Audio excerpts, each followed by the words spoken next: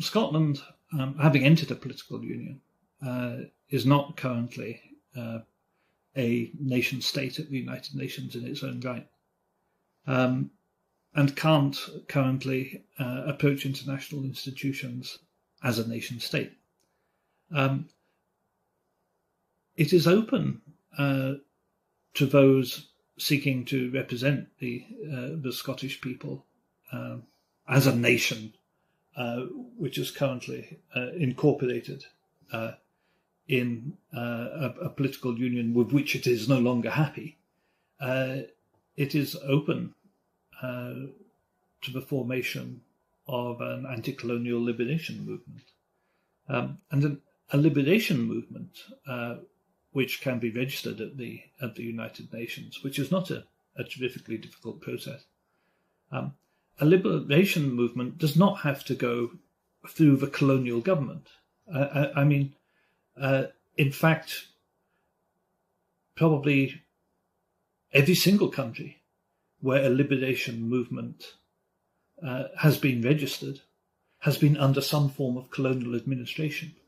And the liberation movement has never been the colonial administration. So by definition, the Scottish government, which is a colonial administration of Scotland, would not be the liberation movement that the United Nations recognises.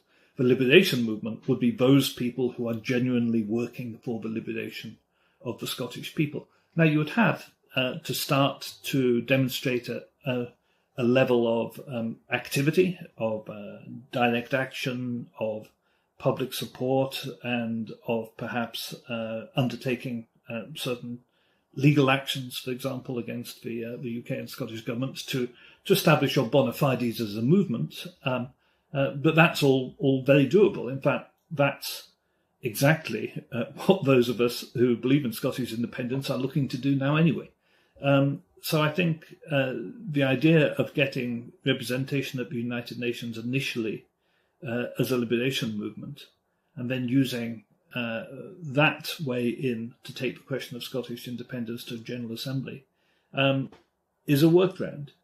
Of course, it would be better to do all these things through the Scottish government, but I'm afraid to say that it's my genuine opinion, after close and detailed study, that the Scottish government themselves are much more interested in the perks and benefits of being a colonial administration than they are actually in achieving independence. So we have to form a liberation movement against not just Westminster, but against the colonial government here in Scotland.